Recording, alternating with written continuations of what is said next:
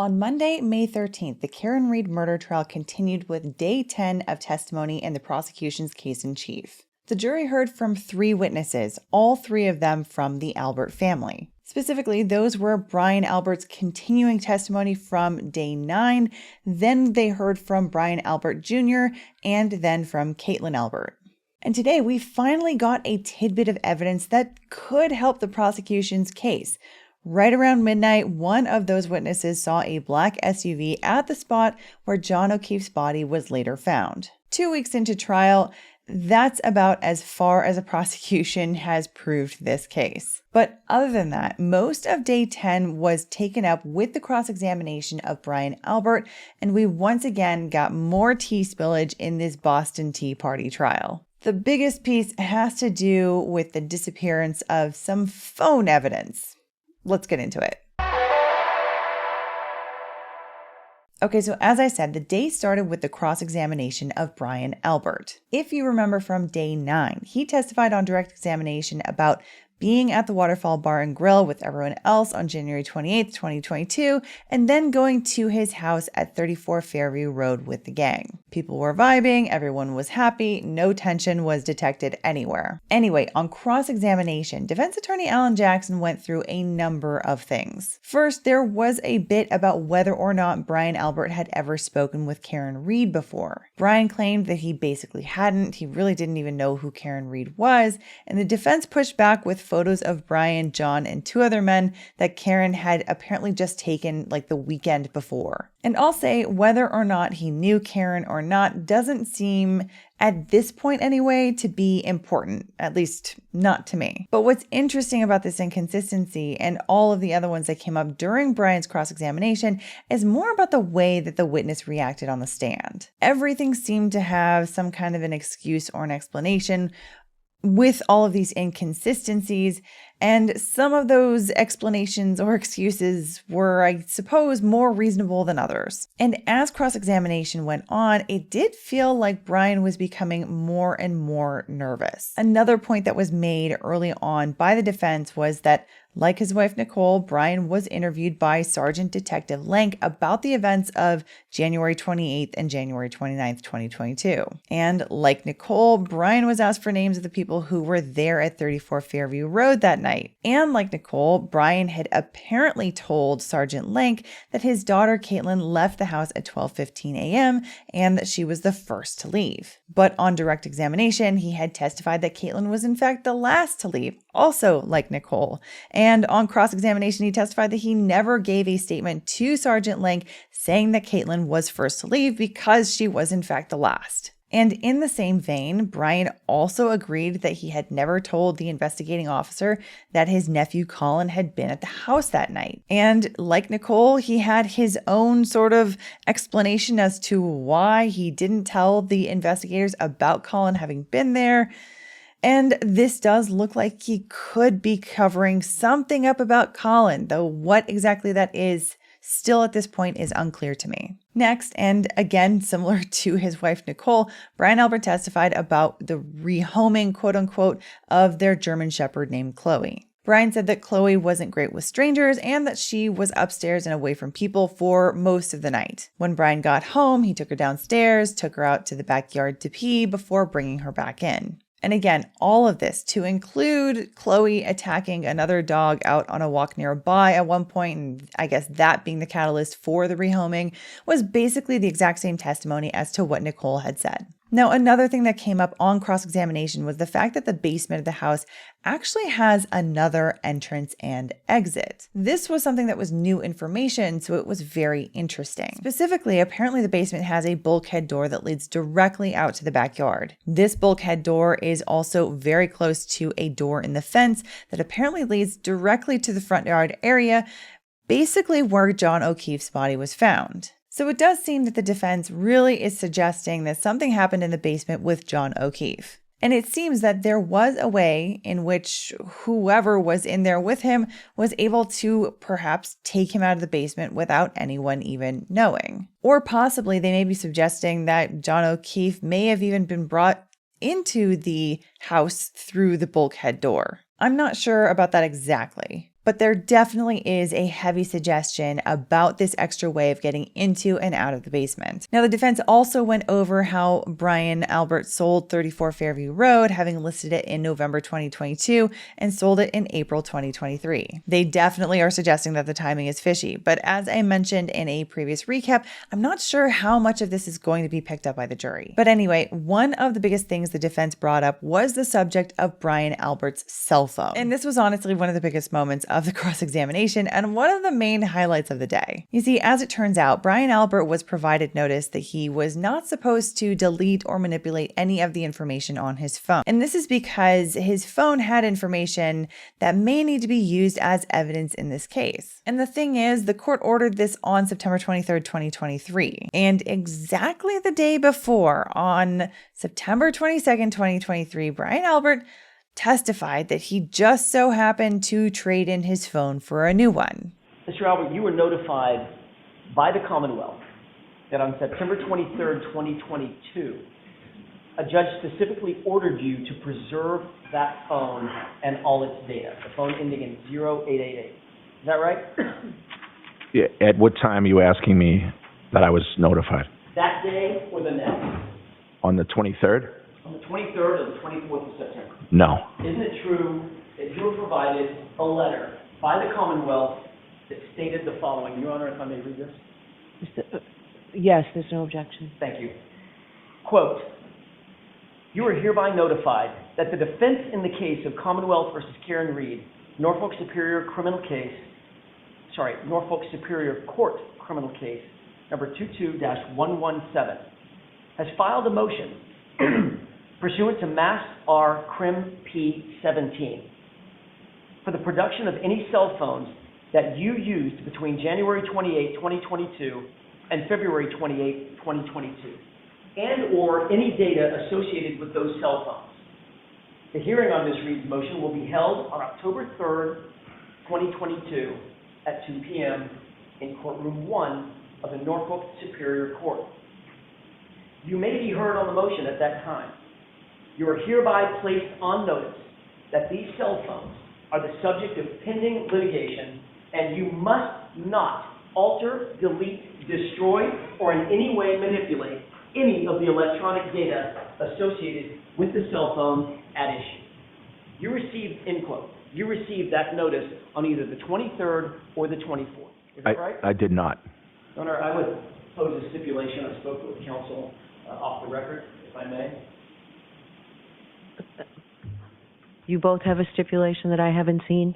We just determined I'm happy to approach it. Why don't we approach quickly?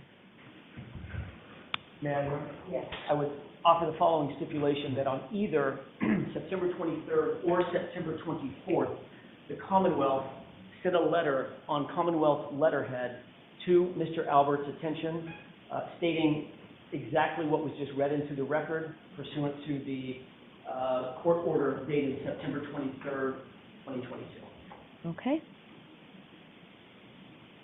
All right, next question. Thank you, Your Honor. Isn't it true that you were, in fact, ordered to preserve your cell phone by the Commonwealth? At some point I was made aware of that, yes.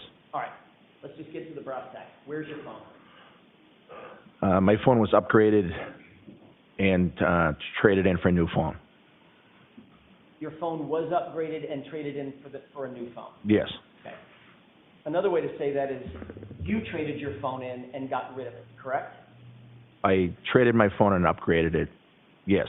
When did you get rid of your phone ending in 0888? I upgraded my phone in September, third week of September, maybe around 22nd. The 22nd of September? I believe so. I can't be sure of the exact date. So, according to you, you got rid of the phone that was the subject of a court order preservation the day before it was ordered preserved, right? Rephrase the question, please? This order was just stipulated. This order is dated September 23rd, 2022. It was just stipulated that on the 23rd or 24th, you were then sent a notice to preserve the phone. And your testimony is on the 22nd, the day before this all happened, you upgraded your phone and got rid of it in total, correct? I upgraded my phone on and around the 22nd, yes. And you knew that all of the data on that phone would be factory reset and destroyed. Objection. Do you know that, sir? I do not know that. How many times have you upgraded your phone in your iPhone? I'm not sure. 4 or 5 times, maybe. You're aware that when you turn a phone in and you upgrade it, the phone that you turn in, that data is factory reset, meaning it's gone. It's destroyed off of that device, correct? Well, I think some data transfers and some doesn't. We're not talking about a backup. I'm talking about the physical phone. That physical phone becomes a brick when you turn it in, correct? Correct that it becomes a brick? I don't know. It becomes effectively a brick. There is no data left on the phone. I'm not talking about backup data onto a cloud. I'm talking about that phone. So the old phone, yes. Yeah, it's just everything on it's destroyed, correct? Right, although some of the data transfers to your new phone. And you're aware that the very data that you were ordered to preserve would have been destroyed, according to you, the day before. Correct? Rephrase your question or ask me a question. Are you claiming that you got rid of your phone on the 22nd? I upgraded my phone around that. I'm not sure if that's the exact date, but yes. So it could have been after the 22nd. I don't think it was after the 22nd. Could have been the 24th? No. Could have been the 25th? No.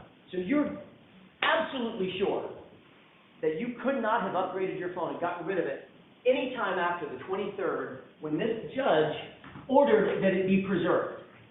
No. Because you know that if you got rid of that phone after you had been notified that you were ordered by a court to preserve it, you'd be committing a felony. Objection, Your Honor. Sustained. So you now claim that you got rid of the phone on September 22nd, 2022. Hours before you were ordered to preserve it. That's your testimony, correct? Yes. Is that just a coincidence? September 4th was my birthday. The phone was broken and failing. I had planned on getting a new phone, and that just happened to be the day that I got it. Happy birthday. Was that a coincidence? Objection. Sustained. In June of 2023? That exact question, correct? Whether it was a coincidence. You remember that? I don't. You recall being asked, quote, so it's just a coincidence that within minutes, hours, or days... Objection, Your Honor. Let's hear the question first. Within minutes, hours, or days of you trading in your phone, that phone you had in January of 2022, that you were ordered to preserve it. Answer, yes. Question, that's a coincidence? Answer, yes. Objection. Move to strike.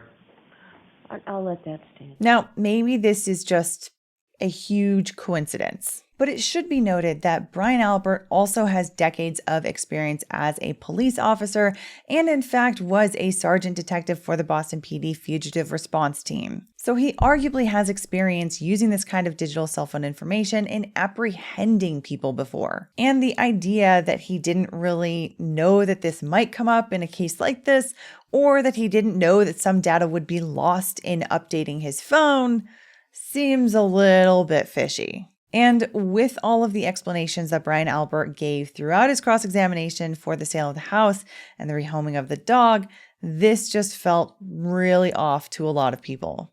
And like I said, to me, it just doesn't smell right. And what's more, in a similar vein, Brian Albert apparently also testified in a grand jury proceeding that he and Brian Higgins had also talked about their phones. And in that context, there was a question as to whether Brian Higgins was going to, trash his phone. Did you and Brian Higgins agree with each other that you were both going to get rid of your phones? Objection. I'll allow that. No. You testified at the other hearing in June of 2022, quote, I don't recall saying that I was going to get rid of my personal phone to Brian Higgins. I may have said that, you know, there's personal stuff on my personal phone. I don't recall saying that to him, but I don't know. We had multiple conversations about things, end quote. You remember testifying to that? Yes. So you're not ruling out the fact that you may have told Brian Higgins that you intended to get rid of your phone, correct? No. You're not ruling out the fact that Brian Higgins may have told you that he intended to get rid of his phone. No. So really, this did not look good for Brian Albert or for the prosecution. And this is especially because the defense is likely to fight hard for a jury instruction at the end of this trial on this particular phone issue. And the instruction that the defense probably wants is likely something like, if you believe that evidence was wrongly tampered with by a witness, you can presume that the evidence lost is a result of something that happened on their phone that they were trying to get rid of that was adverse to their interests. And in a case where Brian Albert is looking a bit suspicious from the defense perspective and definitely is kind of at the center of their target from their alternate theory, that is something that could potentially really help Karen Reed in her defense. Anyway, after this, the defense also addressed a couple of calls that were apparently made between Brian Albert's phone and Brian Higgins' phone at about 2:32 a.m. on January 29th, 2022. Apparently, there was a 1-second call from Brian Albert's phone, and then just seconds later, Brian Higgins called Brian Albert, and there was some kind of a connection for about 22 seconds. Now, I don't know if that second call was a voicemail or if there was an actual conversation had, but Brian Albert testified here in cross-examination that he did not receive a voicemail from Brian Higgins that morning. He kind of was like, well, maybe he left a voicemail, but I never received one. Rather, he says that he just missed the call. And part of his explanation was that he was in, I guess, some kind of an intimate moment with his wife at that moment. And he said that his phone, which was in his bed, essentially butt dialed Brian Higgins. Now, the defense did a great job of breaking down the steps needed for that to happen, however. First, a phone is typically auto-locked after non-use for a minute or two. Then something has to tap on the contact to be called in one of several ways. And then eventually it has to tap something else in order to hang up. Also, the defense brought up some testimony by Brian Albert from a previous grand jury hearing where he kind of testified that it was possible in some sense that he answered the call from Brian Higgins. You had indicated a little bit earlier in my questioning that you did not recall saying something to the effect of, yeah, it's only possible that it was me who answered the phone. You remember saying that? That you didn't recall that? Yes. Okay. May I approach, Your Honor? Yes. Thank you.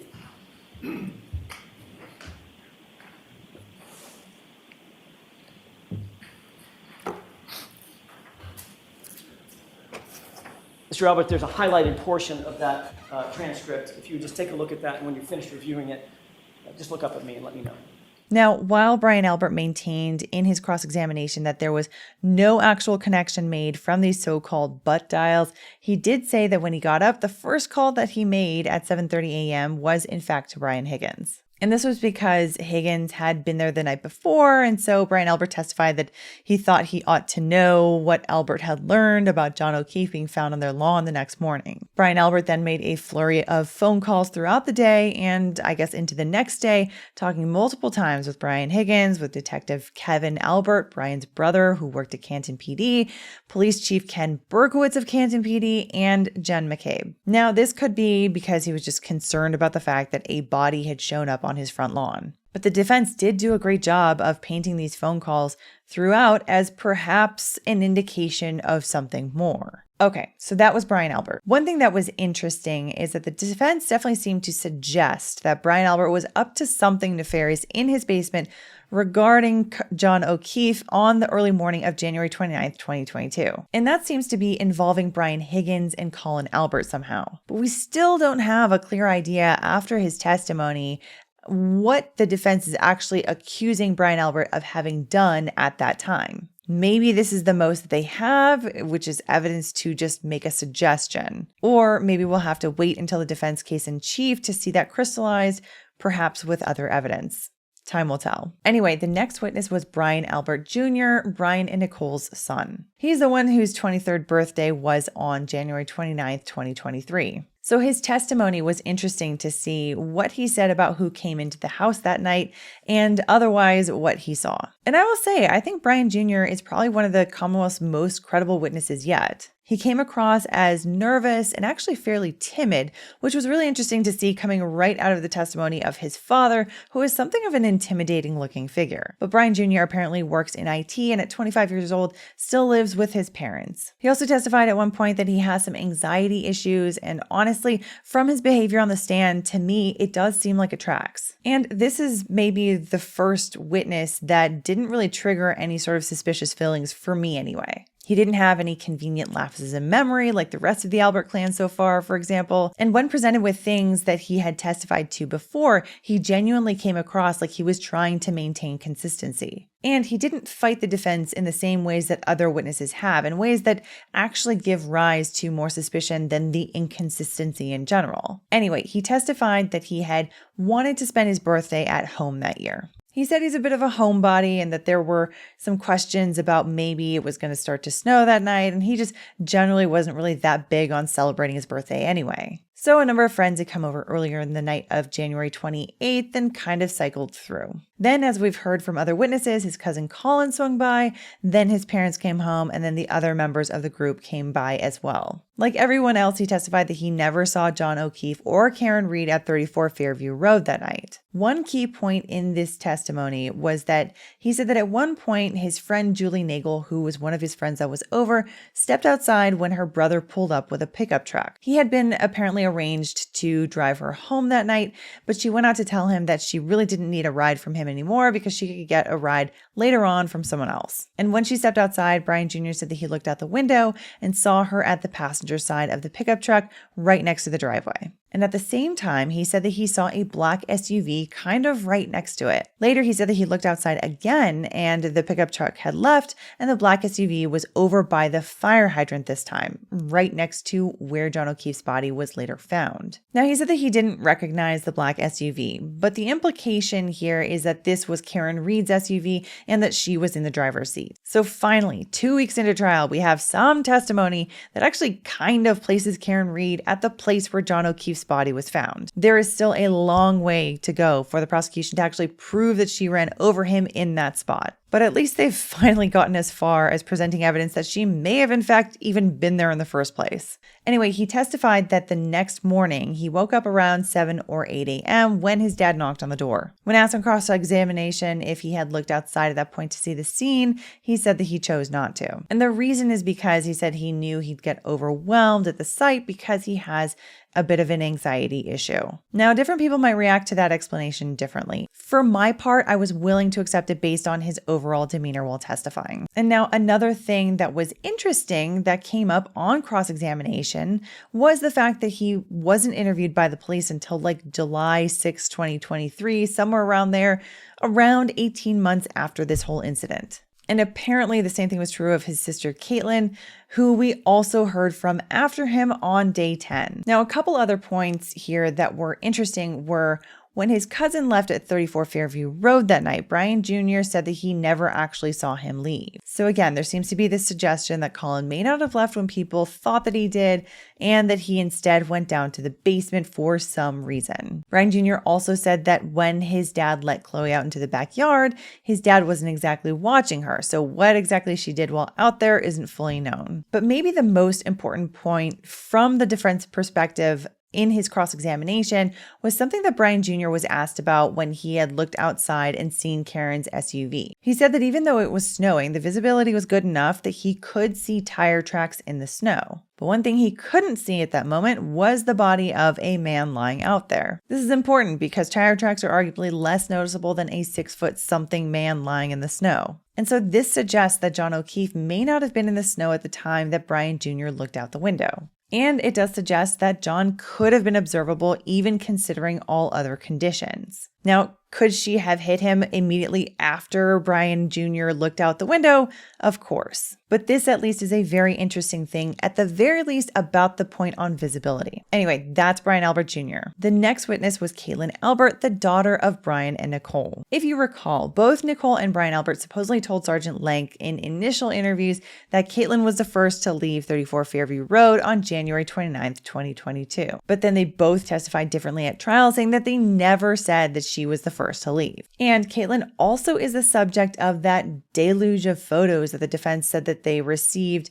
during trial regarding possible social connection with paramedic Katie McLaughlin, who testified earlier in this trial. So a lot of people have been looking forward to her testimony as well. Anyway, on direct examination, she testified that she and her boyfriend met up with her parents at the waterfall on January 28th, 2022. And of course, that's where the whole group got together, and everything about the waterfall seemed to be basically the same as what everyone else had testified to before. Now, because her boyfriend was apparently planning on getting up early, either to shovel snow or plow snow, he decided to go home early. She testified that her plan had always been to hang out longer with her family, however. Anyway, she said that she arrived with her parents at 34 Fairview Road a little bit after midnight and that her dad parked in the driveway. As for the other cars in the driveway, she testified that there was at least one or two other cars in the driveway, but she couldn't be sure of how many. She also said that she saw Colin when she first walked in, and she said that he was there for basically minutes only before leaving. Then the others in the group arrived, and she testified that she never saw John O'Keefe or Karen Reed at 34 Fairview Road.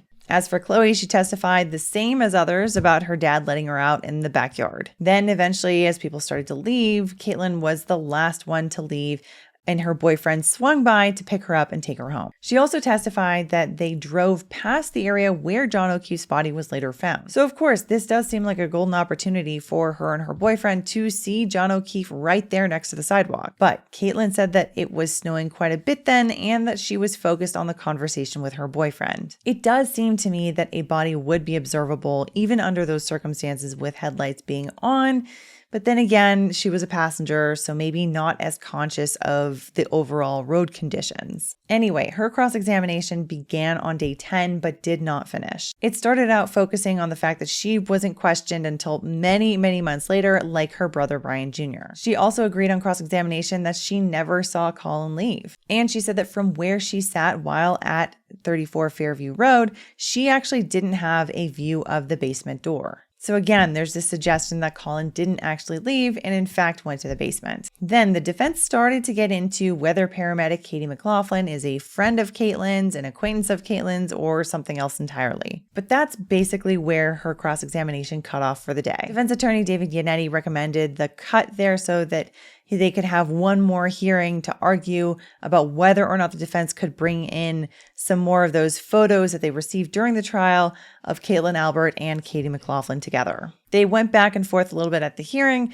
but Judge Cannone said that she'd have a decision for them when they reconvene on the morning of day 11. So that's where it left off. Day 10 was super interesting, and in my opinion, the credibility of Brian Albert in particular was just completely shot. Based on how it came across to me, I don't see how a jury looks at him as a credible witness, to be honest. But I'm just one person, and the jury is filled with 12 different people that could have 12 different perspectives, and at least one of them might see it differently. And with that, what do you think? Did you watch the testimony on day 10? Do you have a different opinion on any of the testimony that came out on this day? Is there something important that you think that I may have missed in this recap? Let us know in the comments down below. Otherwise, I hope you enjoyed this or at least found it interesting or informative. And if you did, I would love it if you could hit the like button. It does help us with the YouTube algorithm gods. And if you're new here and you want to see more daily coverage of the Karen Reed murder trial, whether in daily recaps or in our gavel to gavel live stream coverage of this trial, be sure to hit the subscribe button and the notification bell so you can find out when the next video is uploaded. See you in the next one.